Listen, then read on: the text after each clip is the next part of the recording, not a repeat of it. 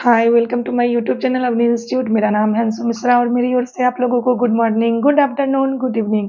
मेरा मतलब आप जिस भी समय इस वीडियो को देख रहे हैं। आज का चैप्टर है अलजेब्रिक एक्सप्रेशन यानी कि बीजीय व्यंजक। इस चैप्टर में हम लोग क्या-क्या पढ़ने वाले हैं, ये पहले समझिए।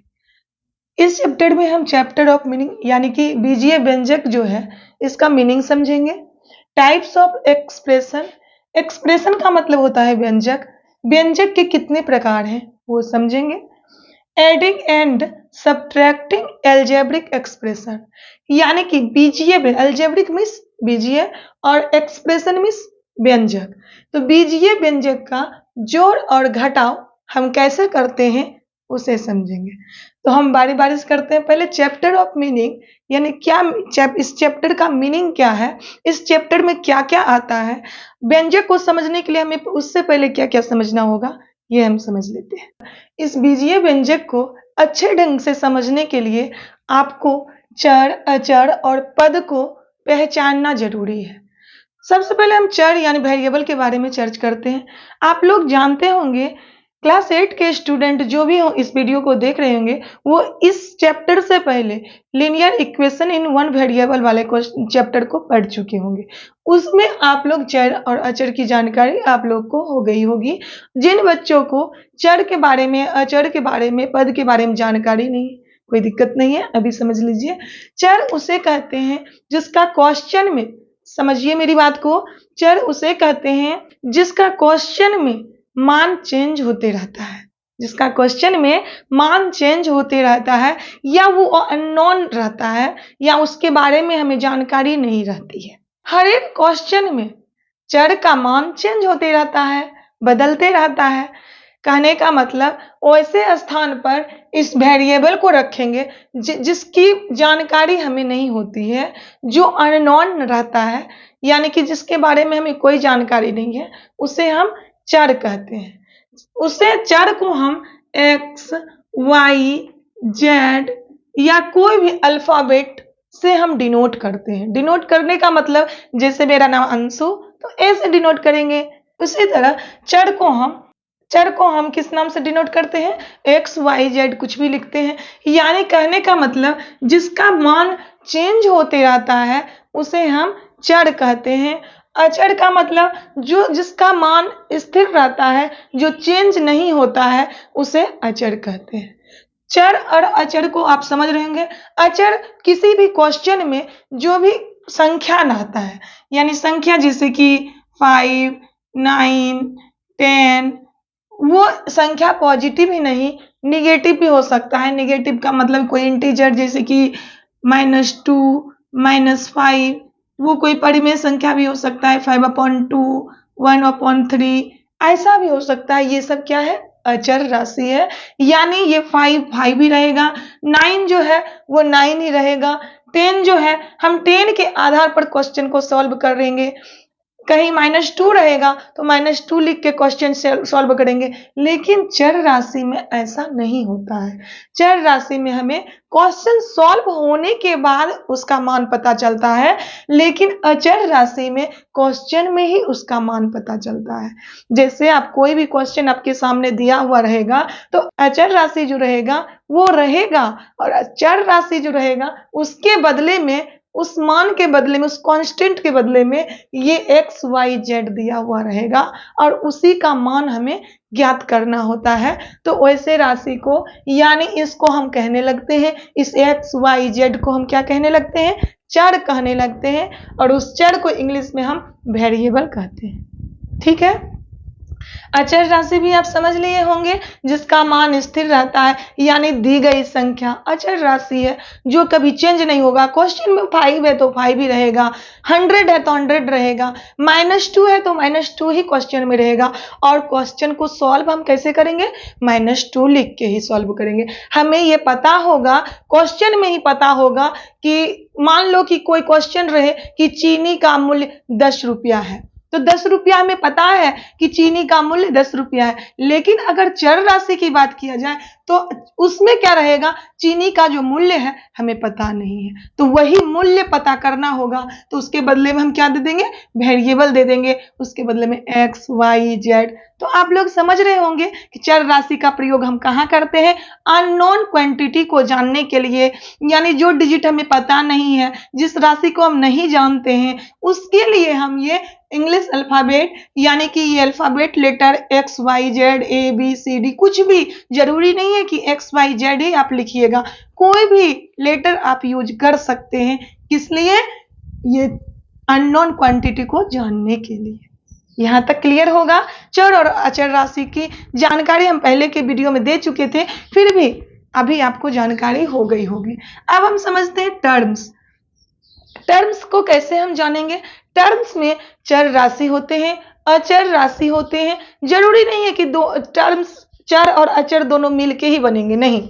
सिर्फ अचर राशि को भी हम टर्म्स कह सकते हैं, यानी पद कह सकते हैं, एक पद कह सकते हैं, ये पद है। सिर्फ वेरिएबल यानी चर राशि को भी कह सकते हैं पद है। अचर राशि यानी कांस्टेंट को भी हम कह सकते हैं कि पद है। जैसे कि कहीं 5 रहेगा और 5 को भी हम एक टर्म्स मान सकते हैं। टर्म्स कब मानेंगे?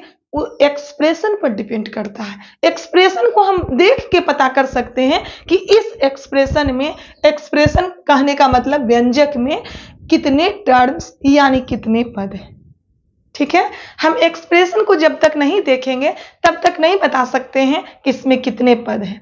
तो पद को कैसे समझेंगे? या तो हम चर राशि से समझेंगे या तो अचर राशि से समझेंगे। कहीं पे ऐसा भी पद मिलेगा जहां चर और अचर का मल्टीप्लाई होके जो राशि तैयार होता है, जैसे अचर राशि 2 ले लीजिए इनटू x, यानी ये अचर राशि और ये चर राशि दोनों का क्या हुआ? मल्टीप्लाई हुआ, तो ये क्या हो गया? 2x बन गया। 2x भी एक टर्म्स होगा, तो इसे हम टर्म्स कब कहेंगे? ये मेरा व्यंजक बताएगा कि उस एक्सप्रेशन में, उस व्यंजक में कितने टर्म्स हैं। सिंपल में अभी आपको पद समझना है यानी टर्म्स को समझना है, तो टर्म्स सिर्फ वेरिएबल भी हो सकता है। वेरिएबल का मतलब सिर्फ चर राशि भी हो सकता है। टर्म्स को हम सिर्फ अचर राशि से भी समझेंगे, यानी कहीं किसी एक्सप्रेशन में एक टर्म्स, एक कांस्टेंट भी हो सकता है। मेरी बात पर अच्छे ढंग से ध्यान दीजिएगा कि किसी भी एक्सप्रेशन में एक कांस्टेंट को एक पद भी कह सकते हैं। किसी एक्सप्रेशन में, किसी व्यंजक में एक चर को हम एक टर्म्स यानी एक पद कह सकते हैं।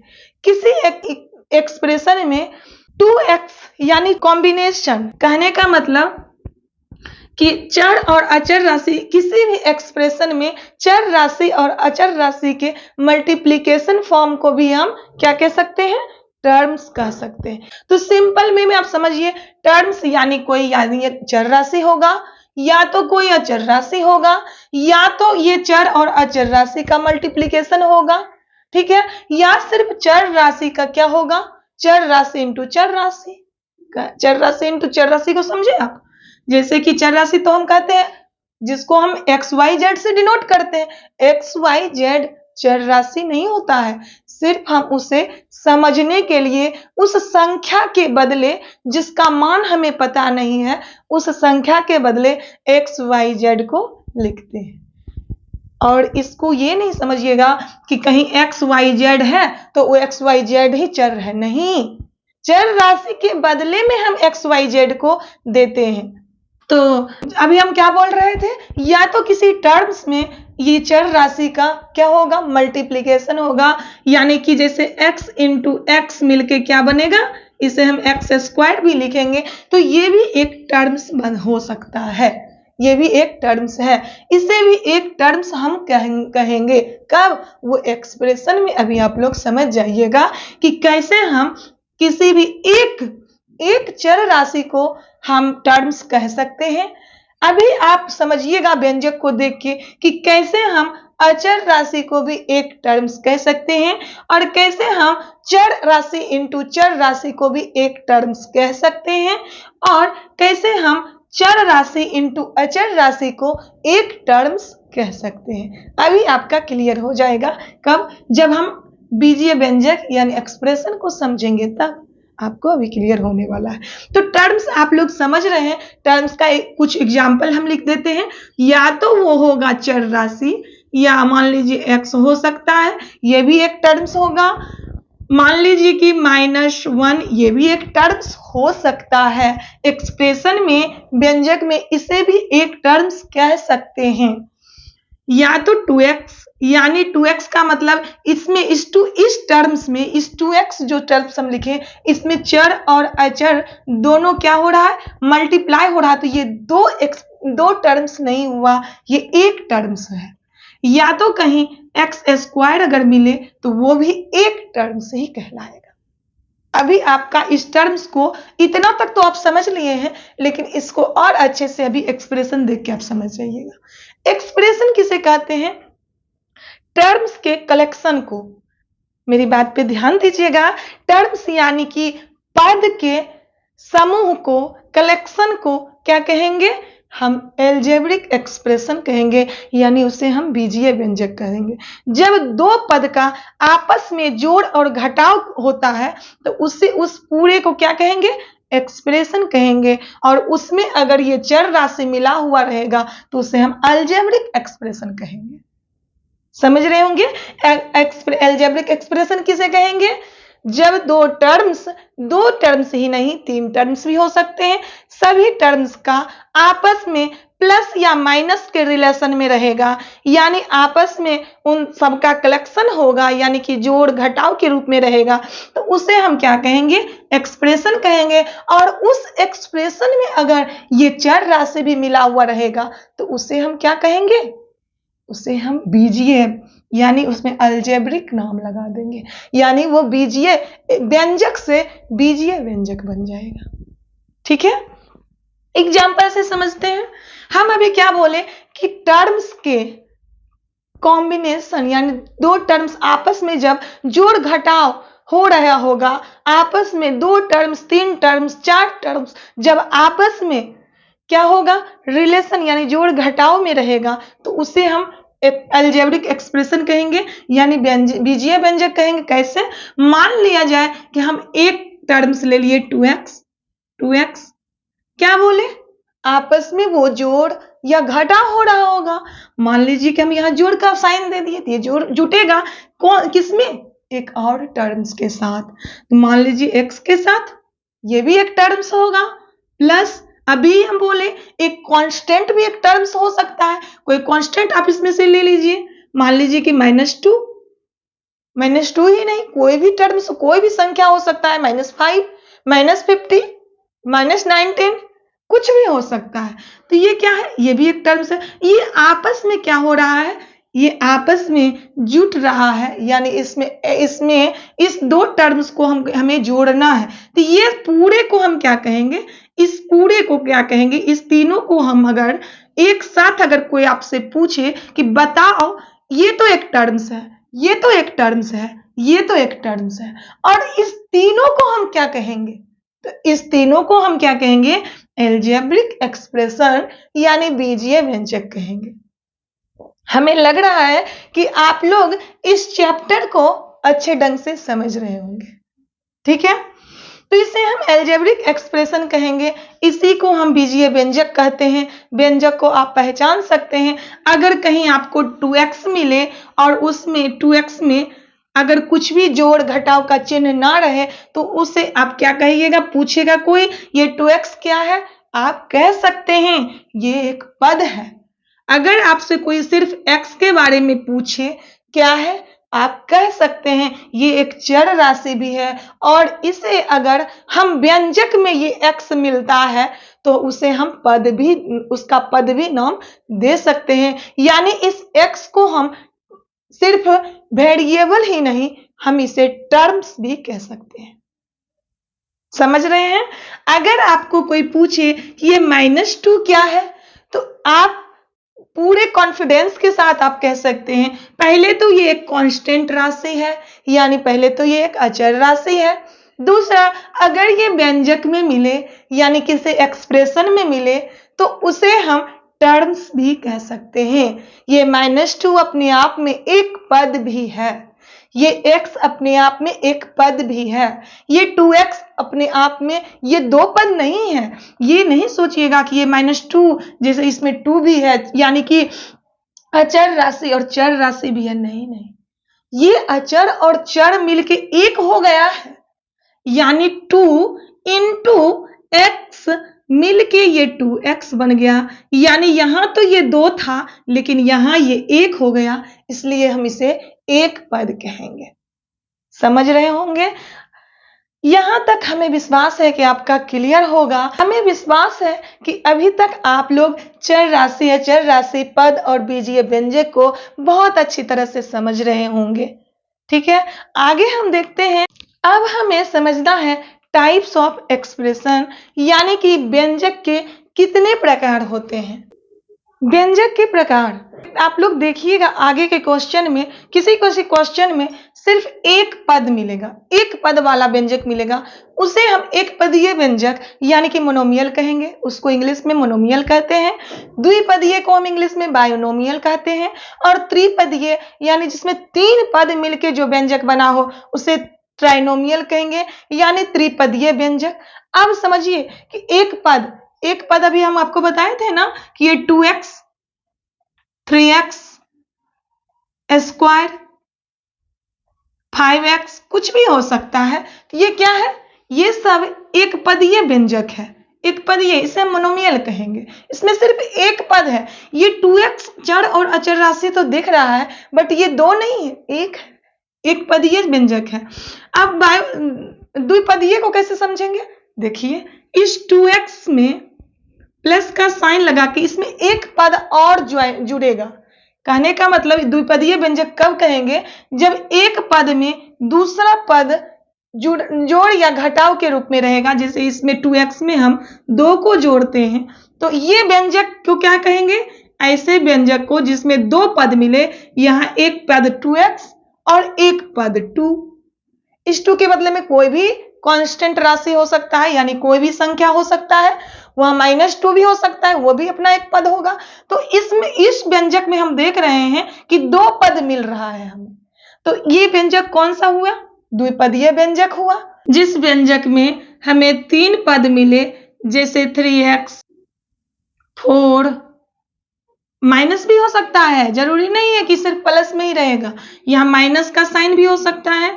मान लिया यहाँ की एक्स स्क्वायर, तो इसमें आप देखिए कि इसमें 3 पद है। इसमें आप इस व्यंजक में देखिए कि 3 पद मिल रहा है, एक पद है 3x, दूसरा पद है सिर्फ 4। बताए थे ना कांस्टेंट राशि में, ये सॉरी टर्म्स बताने के टाइम, कि सिर्फ कांस्टेंट राशि भी एक पद हो सकता है। वो निर्भर करेगा आपके एक्सप्रेशन के ऊपर, यानी प्लस साइन के बाद अगर कोई कांस्टेंट राशि मिले और उसके साथ कोई प्लस या माइनस फिर से कुछ हो रहा हो, तो वो भी अपना एक पद ही होता है। यानी हम यहां देखते हैं कि 3x एक साथ है, तो ये एक पद हुआ। फिर ये 3x में जुटेगा कौन सा? ये 4 कांस्टेंट राशि जुटेगा, तो ये 4 अलग नहीं हुआ, ये 4 अलग हो गया, ये अपना एक पद हो गया। और देखो यहाँ ये माइनस हो रहा है, यानी एक्स स्क्वायर जो है ये भी अपना एक पद है। इस एक्स स्क्वायर को x इंटू एक्स भी लिख सकते हैं। तो क्या ये 2 पद हुआ? क्या 2 चर राशि है तो 2 पद हुआ? नहीं नहीं, यहाँ मल्टीप्लीकेशन के फॉर्म में है, यानी वो दोनों मिलके एक हो चुका है। यहाँ चर और अचर राशि दोनों मल्टीप्लाई होके एक राशि बन चुका था, एक पद बन चुका था। इसलिए इसमें 3 पद हैं, इस एक्सप्रेशन में, इस व्यंजक में 3 पद हैं, इसीलिए इसको ट्राइनोमियल कहेंगे, यानी त्रिपदीय व्यंजक कहेंगे। एक और नाम दिया जाता है 2 पद से, ये ट्राइनोमियल जो है इसको पॉलिनोमियल भी कहते हैं, यानी बहुपद। पॉलिनोमियल का मतलब बहुपद, इस पे अलग वीडियो हम बनाएंगे, ये आप लोग समझिएगा पॉलिनोमियल का क्या डेफिनेशन होता है। लेकिन अभी आप त्रिपदीय व्यंजक जो समझ रहे हैं उसमें 3 पद मिलेंगे, यानी 2 पद से अधिक मिलेंगे। तो टर्म्स के कलेक्शन को क्या कहते हैं? एक्सप्रेशन कहते हैं। और इस एक्सप्रेशन में भी टाइप होते हैं, मोनोमियल, बाइनोमियल, ट्राइनोमियल, पॉलिनोमियल, ये सब क्या हो गया? इसके टाइप्स हो गए, इस एक्सप्रेशन के व्यंजक के टाइप्स हो गए, है ना। कि एक पदीय व्यंजक का स्वभाव कैसा है, कैसे उसको समझेंगे कि एक पदीय है। उसका स्वभाव रहेगा उस व्यंजक में सिर्फ एक पद मिलेगा। बाइनोमियल का स्वभाव कैसा होगा, यानी द्विपदीय व्यंजक का स्वभाव होगा कि उस व्यंजक में, द्विपदीय व्यंजक में हमें 2 पद मिलते हैं, यानी 2 टर्म्स मिलके दो पदीय व्यंजक बनते हैं। यानी अगर जिस व्यंजक में दो पद मिले तो उस व्यंजक को हम क्या कहेंगे? द्विपदीय यानी बाइनोमियल कहेंगे। ठीक है। अब ट्राइनोमियल किसे कहेंगे? जिसमें दो से अधिक यानी 3 टर्म्स होंगे। जैसे कि यहाँ 3x एक टर्म्स है, 4 एक टर्म्स है, x स्क्वायर टर्म्स है, क्योंकि ऑलरेडी पहले आप टर्म्स को जान चुके हैं। या तो कोई चर राशि, या तो कोई अचर राशि, या चर राशि इंटू चर राशि, या चर राशि इंटू अचर राशि। इस बात को समझने के लिए आप लोग रिलैक्स माइंड से सुनिएगा, उसके बाद समझिएगा कि हम टर्म्स को कैसे पहचानेंगे। ठीक है। यहाँ पे हम देखते हैं कि त्रिपदीय व्यंजक यानी कि ट्राइनोमियल एक्सप्रेशन का बिहेवियर कैसा है। इस एक्सप्रेशन में हमें 3 टर्म्स मिलते हैं, यानी तीन टर्म्स का कॉम्बिनेशन, कलेक्शन ट्राइनोमियल एक्सप्रेशन कहलाता है, यानी त्रिपदीय व्यंजक कहलाता है। जिस व्यंजक में 3 पद मिले, 3 पद रहे, उस व्यंजक को हम ट्राइनोमियल कहेंगे। जैसे ये है, एक पद हो गया 3x, दूसरा पद हो गया x 4 और तीसरा पद हो गया x स्क्वायर। इस त्रिपदीय व्यंजक को हम बहुपद भी कह सकते हैं।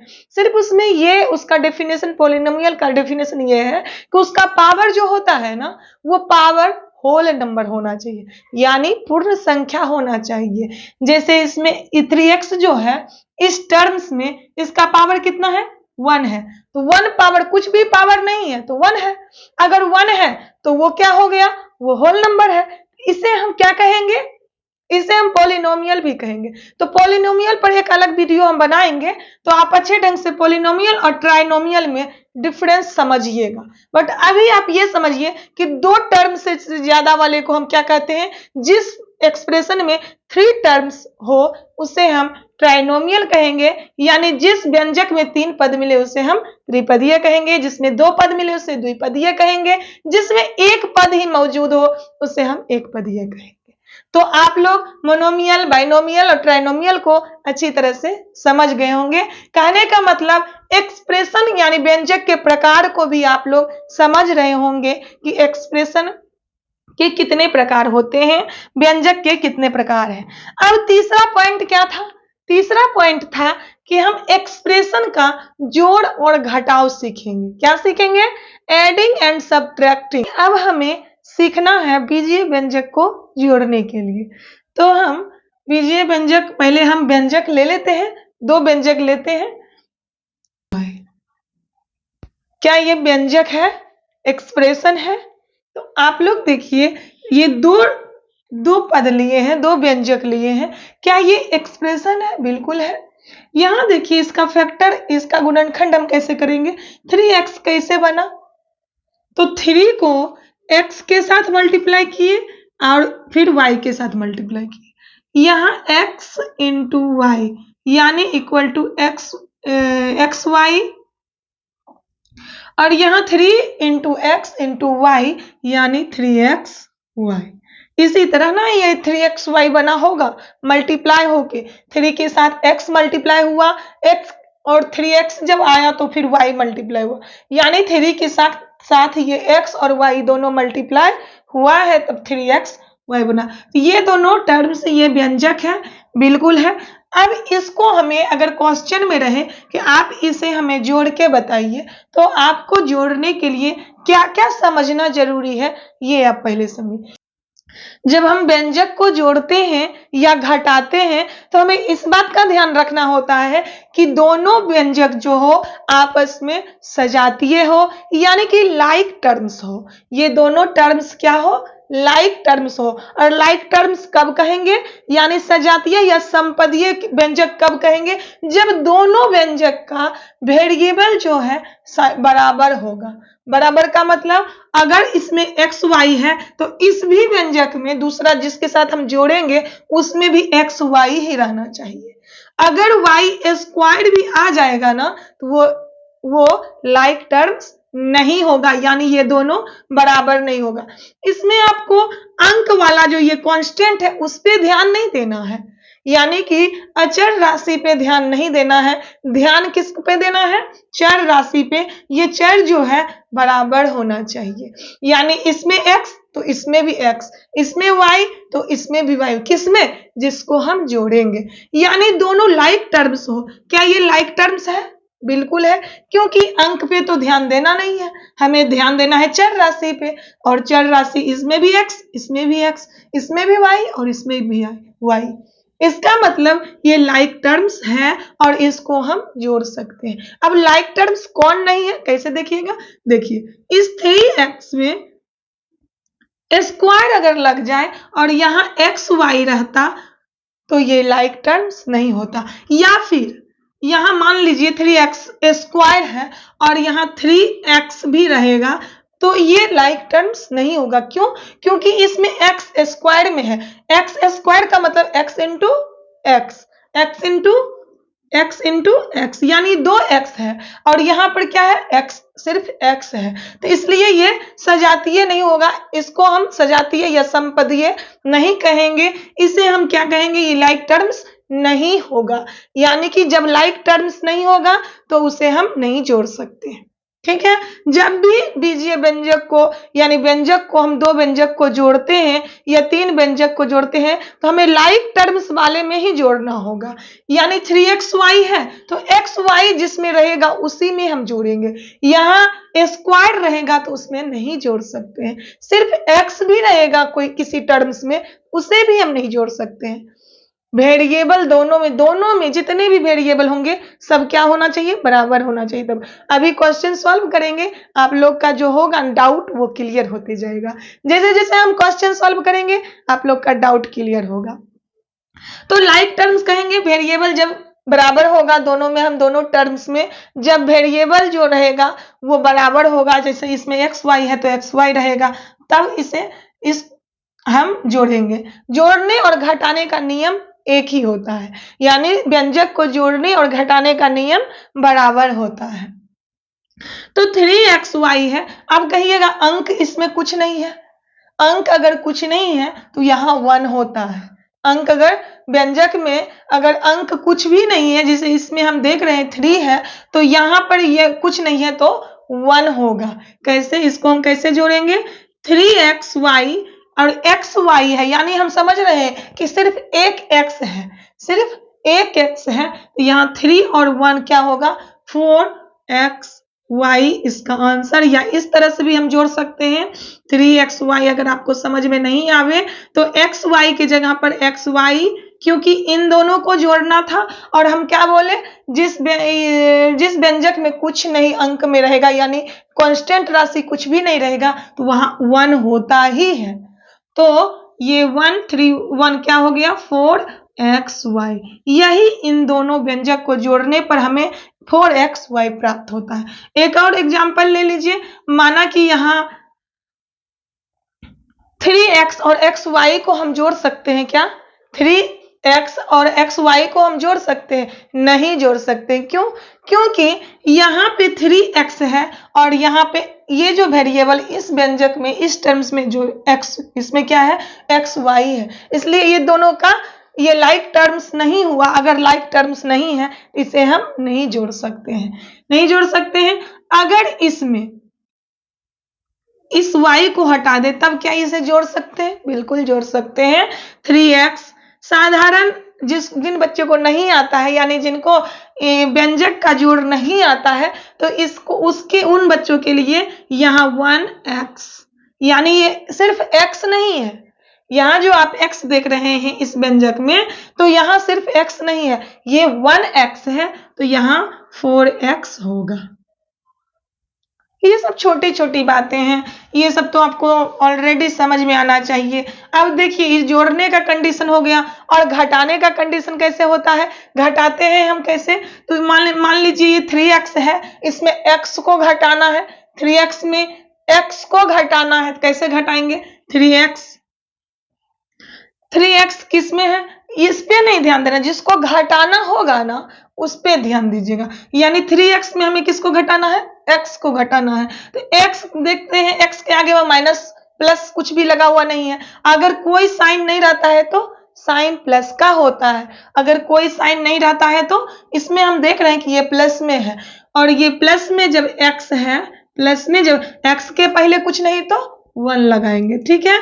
तो ये इसके आगे कोई साइन नहीं था, इस x के आगे कोई साइन नहीं था, ये समझ रहे हैं कि प्लस में है, तो ये हम जिसको घटाएंगे ना, घटाने में, जोड़ने में नहीं साइन चेंज होगा, सिर्फ घटाने में साइन चेंज हो जाता है। अगर ये जो व्यंजक होगा, ये एक्सप्रेशन अगर जिस एक्सप्रेशन को हम घटाते हैं वो अगर प्लस में होगा तो उसको हम माइनस में कर देते हैं, यही रूल कहता है। जैसे कि अगर घटाना रहेगा, यानी क्वेश्चन में रहेगा कि घटाइए,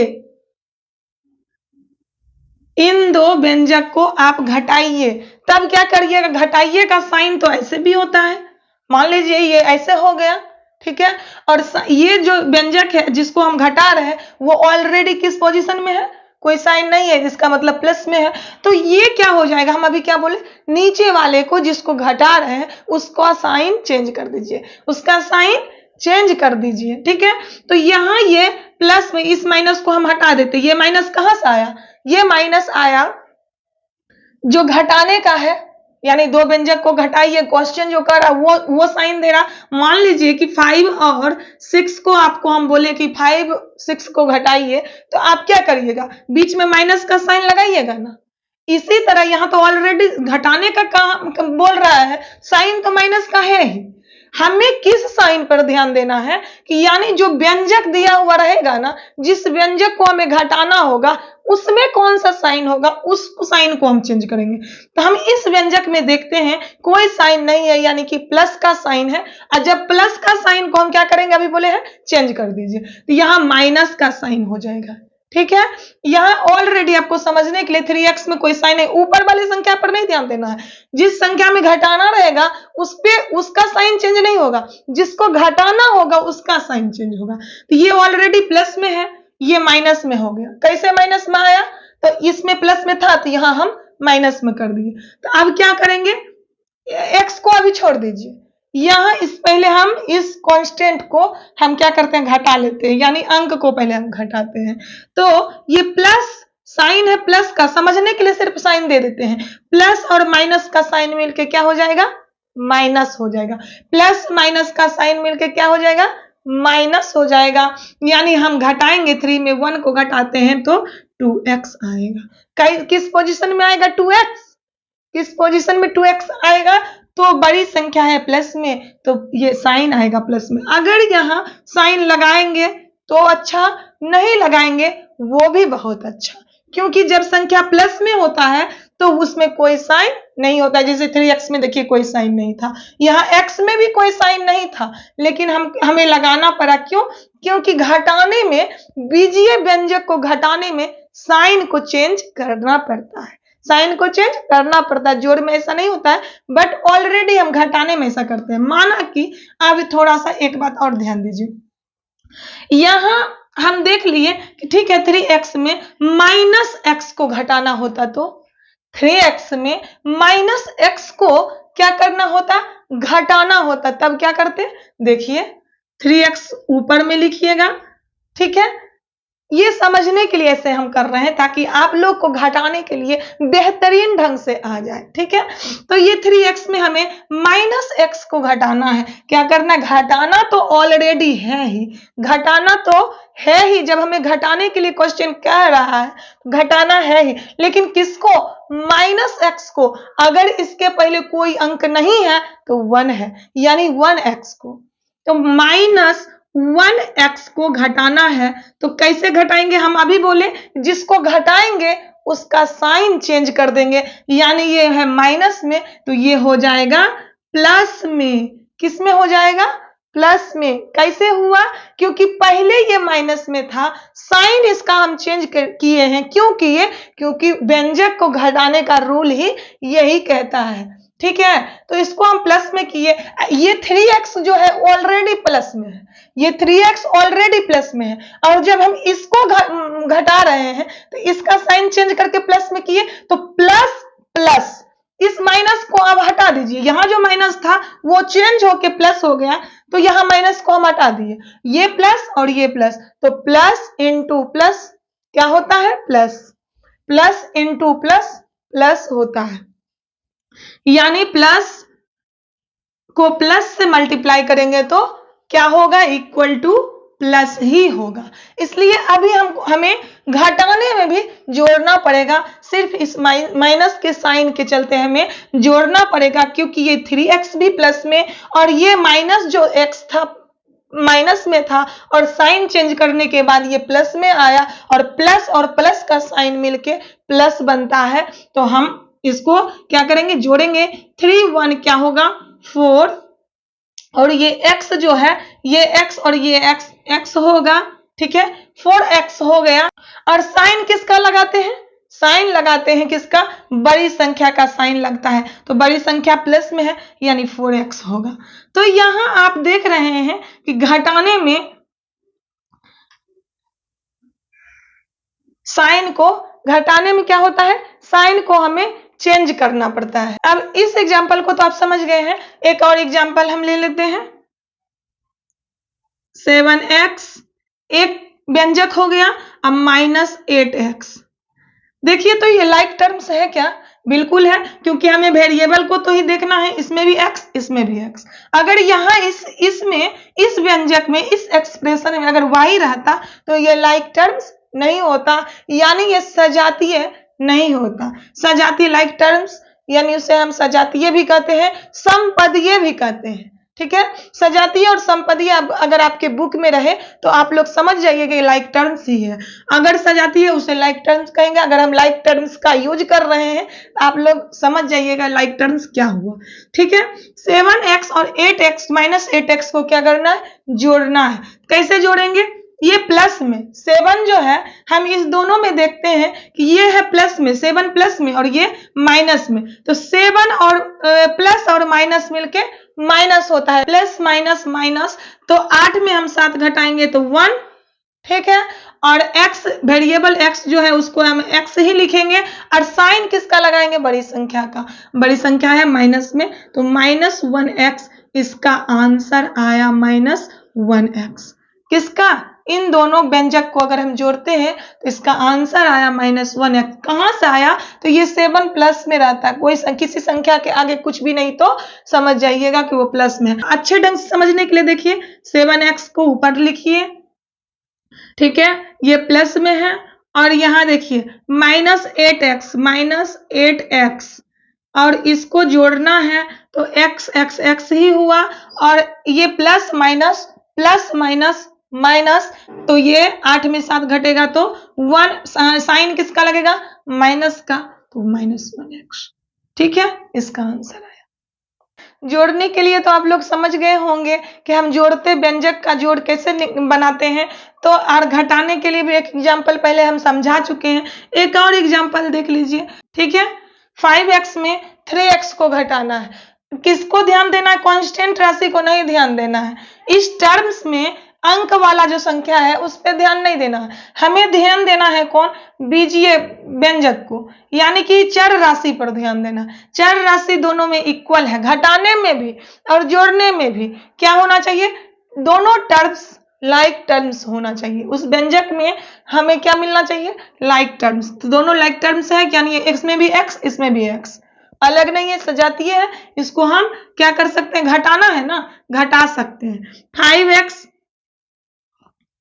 प्लस में है, इसमें तो घटाना है 3x को, 3x जिसको घटाना रहेगा उसका साइन क्या होगा, ऑलरेडी चेंज होगा, तो इसमें इसके आगे माइनस का साइन नहीं लगा हुआ है, नहीं है, तो ये संख्या प्लस में है, यानी संख्या बोल रहे हैं व्यंजक, ये एक्सप्रेशन जो है प्लस में है। अगर प्लस में है तो हम घटाने के लिए क्या कर देते हैं, साइन चेंज कर देते हैं, यानी ये प्लस में है तो इसको हम माइनस में बना दिए जबरदस्ती, क्यों, रूल के अनुसार, यही व्यंजक का घटाव का नियम यही कहता है, ठीक है। इसको हम माइनस में कर दिए, अब हमें करना क्या है, अब हमें तो घटाना है, ये ऑलरेडी प्लस में था, ये 5x जो है प्लस में है, क्यों, क्योंकि इस 5x के सामने देखिए कोई साइन नहीं है तो ये प्लस में है, तो प्लस माइनस मिलके क्या होगा, माइनस, प्लस माइनस मिलके क्या होगा माइनस।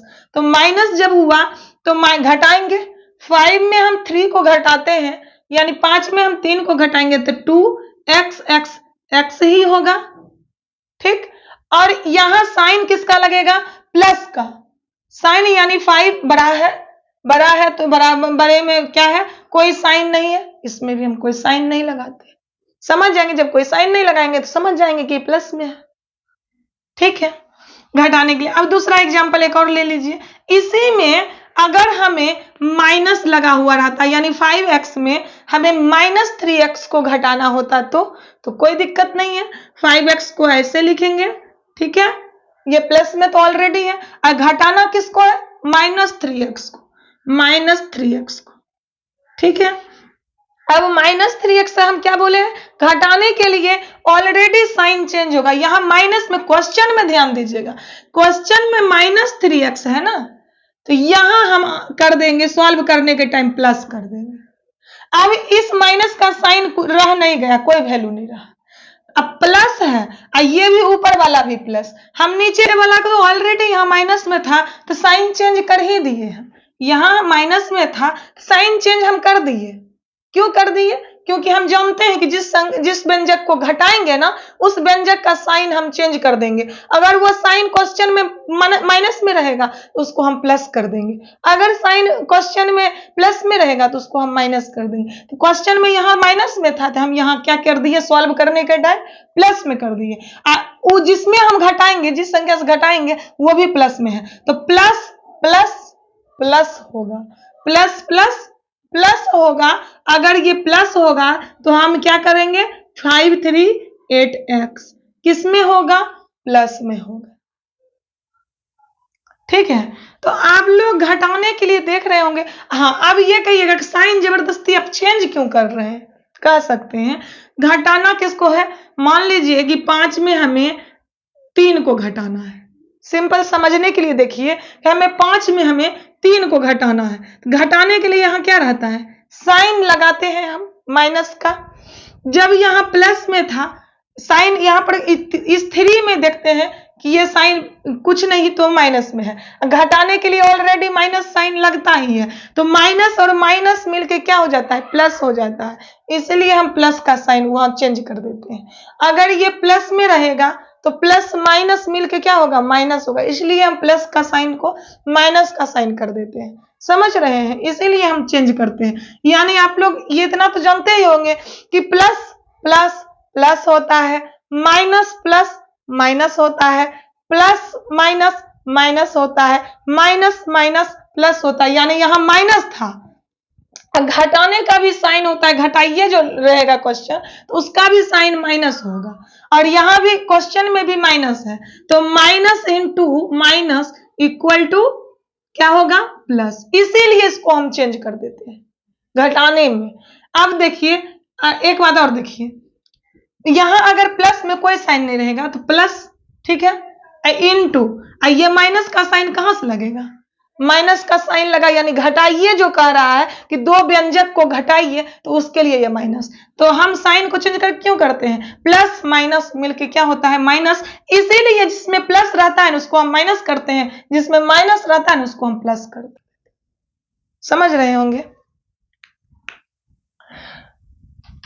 अब इसमें 8x रहेगा और यहाँ फिर सिर्फ यहाँ देखिए 2y को लिखा हुआ रहेगा, 2y को घटाइए, क्या करिएगा 8x दे दिया जाए, एक एक्सप्रेशन है 8x और एक दे दे 2y, क्या करिएगा इसको घटा सकते हैं नहीं, आपको तुरंत देख लेना है कि इसमें जो व्यंजक है ना वेरिएबल है x है, इसमें y है, यानी ये लाइक टर्म्स नहीं है, दोनों लाइक सजातीय नहीं है, यानी एक जात का नहीं है, दोनों अलग अलग हो गया, इसमें x हो गया वेरिएबल, इसमें y हो गया, इसलिए ये घटेगा नहीं, अगर इसी में y रहता, अगर इसमें भी y रहता तब ये घट सकता था, तो लाइक टर्म्स समझ जाइएगा कि लाइक टर्म्स कब होगा, देखिए अगर यहाँ y स्क्वायर भी आ जाएगा फिर भी ये लाइक टर्म्स नहीं होगा, अगर यहाँ x मान लीजिए कि इसमें एक्स वाई लगा हुआ रहे, एक्स वाई और 2y स्क्वायर, ये लाइक टर्म्स है नहीं होगा, क्यों क्योंकि इसमें एक्स वाई है, वेरिएबल पर ही तो ध्यान देना है। इसमें एक्स वाई है और इसमें वाई स्क्वायर, तो ये लाइक टर्म्स नहीं होगा। लाइक टर्म्स नहीं होगा तो हम नहीं जोड़ सकते हैं, ना ही घटा सकते हैं। तो आप लोग बीजीय व्यंजक का जोड़ और घटाव सीख गए होंगे, समझ गए होंगे कि हम किस कंडीशन में जोड़ सकते हैं और किस कंडीशन में घटा सकते हैं। यानी जब भी, इतना तो आप ध्यान रखिएगा कि जब जिसमें घटाना होगा ना तो आपस में तब घटेगा जब दोनों टर्म्स लाइक टर्म्स हो, यानी बराबर हो, सजातीय हो, समपदीय हो। समपदीय मतलब समपद, बराबर पद का हो, है ना। तो इसलिए लाइक टर्म्स नहीं रहेगा तो नहीं ना जुटेगा ना घटेगा। लाइक टर्म्स होगा तो हम जोड़ भी सकते हैं और घटा भी सकते हैं, लेकिन मल्टीप्लाई में ऐसा नहीं होता है, कोई लाइक टर्म्स का लफड़ा नहीं होता। लेकिन जोड़ और घटाव में लाइक टर्म्स होना जरूरी है, ठीक है। तो हमें विश्वास है कि आप लोग एल्जेब्रिक एक्सप्रेशन का जोड़ और घटाव सीखे होंगे। सिंपल वे में जोड़ने और घटाने के लिए अभी आप इस वीडियो में सीख ही गए हैं। पूरी वीडियो को देखने के लिए आप लोगों को थैंक यू।